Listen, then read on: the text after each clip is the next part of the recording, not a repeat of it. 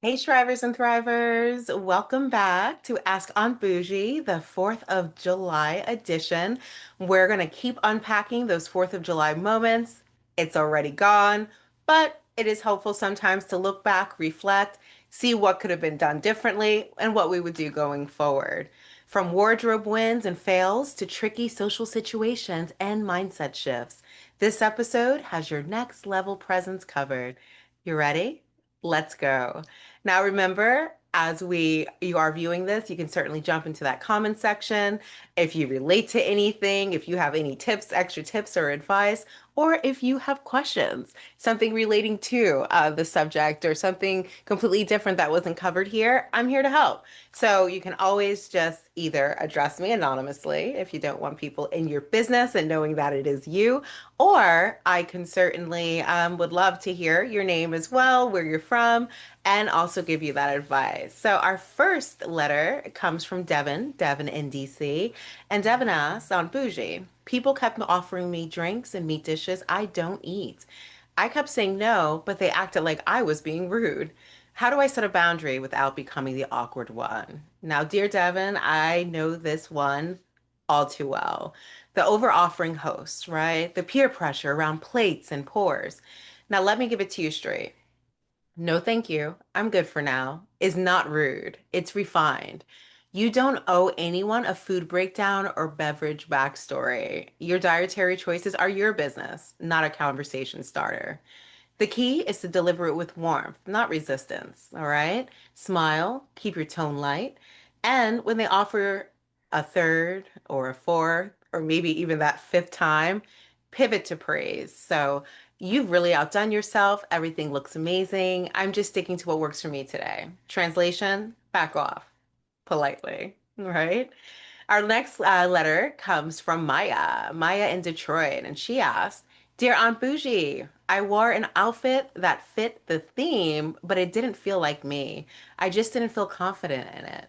And Maya, that's really your intuition talking. And I'm so glad you listen. Fashion should amplify your presence, it should never mask it. So the next time, I would say, of course, prepare. So by prepare, I mean in preparation for the event. If this is something that you run into often, where it's like, oh, it's festive, this is going to be a cute look. They got with a little red, a little white, a little blue mixed in. It looks great. It'll look great, but you haven't tried it on beforehand. You should have done that, right? Always have an additional option. Say maybe if you're just bloated that day, or maybe if, I don't know, you cut your knee and now you don't want to wear the short skirt because everyone's going to be asking, oh, what happened, right? Maybe always have a backup outfit. So next time, ask yourself as well as you're preparing, does this feel like power or pressure? If you're just wearing it because it fits the theme or because someone said, all right, everybody, we're all going to wear blue so we can be ready for that family photo, let it go. If it's not fitting within your spirit, but the theme works, just let it go. So choose pieces that do make you feel aligned, not just appropriate, because true confidence, it never needs a costume. If you have any experiences like that or have any little advice or hacks or tricks that you utilize as far as preparing with outfits, if you are that detailed person, jump in the chat, let Maya know. Our next letter, it comes from Daryl of Los Angeles. And Daryl said, Dear Aunt Bougie, something clicked for me this 4th of July. I'm done playing small. I want to live free. How do I start? Now, Daryl, I definitely honor you for this. You took just a seasonal holiday that most people are just thinking fireworks, that's about it. But you really took the literal meaning of independence and you're applying it to yourself. And that's the kind of fireworks I love. So here's what I want you to do. Write your own declaration, not about a nation, but about you. What are you leaving behind? Is it people pleasing, imposter syndrome, outdated images of who you should be? Freedom really starts with clarity, then commitment. So once you have this all written down, say it out loud, dress for it, speak from it, and act like it's already true because it is. Your emancipation, Daryl, it begins the moment you decide that you deserve more. Kudos to you, and definitely reach back out to me. Let me know how you're progressing with your new independence. It's never too late to free ourselves from whatever we have, limits that we have set for ourselves. So our next question is more etiquette related, and this is a curious guest, someone that's new to the channel. Welcome. And your question is it ever okay to bring an uninvited plus one to a casual barbecue? We kind of touched on this a little bit. It was from the uninvited guest in our last video with the 4th of July. But you're now the person that wants to bring the plus one. So, in short, the answer is no. You want to respect the host guest list, even if it feels casual, because an uninvited plus one, it can throw off food, it can throw off seating, and definitely it can kill a vibe. So, if you want to bring someone, ask in advance. Also, be aware of the people that will be at the party. I think this is always a very important note. Say if you are inviting a friend or a plus one and they are a completely different personality type than the other people that you know will be there, or you really kind of, not all of our friends mesh well together, right? So really consider the people that are already invited. And if this person just will ease right in and be a joy and a pleasure for everyone else, a very welcomed, plus one that will become or turn into perhaps potentially another friend of the group or, at least a delightful acquaintance by all means. But you always want to make sure that you are asking the host and giving them a heads up more than, a surprise guest just popping up. Because remember, presence, it's about respect, not entitlement. Now, our next question, it is from Pam in Denver, and it's more fashion and image related. And Pam wants to know, how do you elevate casual summer wear for outdoor parties? So, dear Pam, all right, really you want to start with fit. Clothes that flatter your shape and feel comfortable. So, we're always looking for fit and flatter, right? So, I may be able to wear one thing and it fits well and it flatters me and I feel comfortable, very comfortable in it. Whereas you can select the same exact outfit and not feel that same comfort, right? It can even be as small a detail as color. Perhaps one person is very comfortable and confident wearing a bold red. Another person's like, whoa, this is too quote unquote loud for me, right? So you want to make sure that that flatter, that shape, the fit, and you feel comfortable. Then in addition, really you want to add intentional details. So whether it's a statement belt or a polished sandal or a delicate necklace.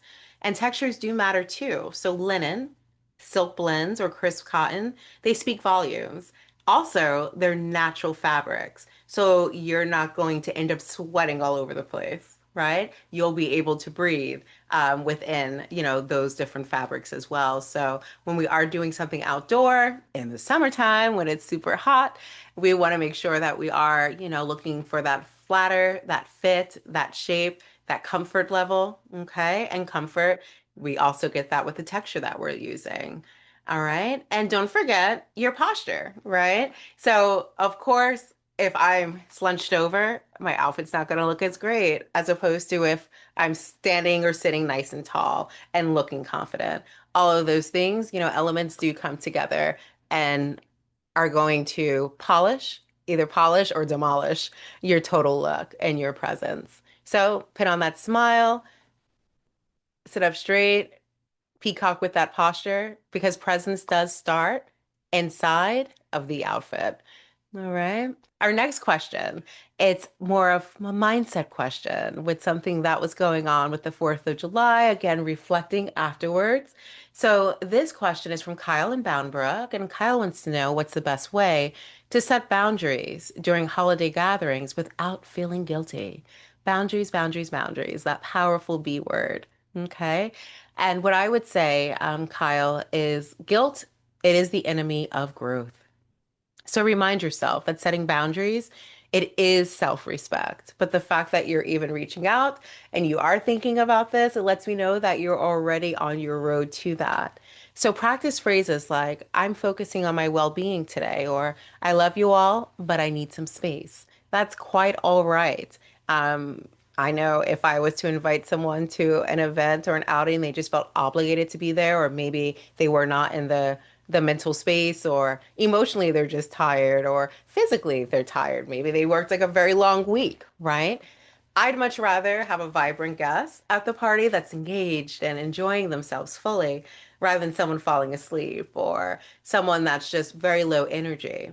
So you're not only doing yourself a solid, but I'm quite sure your host would also appreciate it as well. And you can check in with them when you're feeling a bit better, or you maybe the relationships is a bit on better terms as well. So you're not apprehensive in that way. And you can also care deeply and still say no. And I think that's something I still work on. It's something I have worked on. And it's a continual choice. Just because you say no or you're taking time for yourself, it doesn't mean that you're selfish. It means that you're caring. You're caring for yourself. You're also caring for those relationships by at least informing them, hey, I need to just take some time for me. But definitely reach out to me for the next event, because I would love to catch up. Presence means it's knowing your limits, right? And also honoring them with grace. So, Kyle, happy that you're setting those boundaries. Feel free to reach back out if there's anyone else in the comments where you're looking, you have boundary questions or want some additional tips, or let us know how it is that you handle setting proper boundaries and when there are expectations placed on you as far as attending gatherings. So, in closing, style, etiquette, mindset, they all work together to make your presence magnetic. Like, you can comment, you can subscribe if you want more guidance, drop anything, in the chat. Also, feel free to reach out to me directly and send me your real life dilemmas. Aunt Bougie is here to help you shine. I look forward to seeing you next time.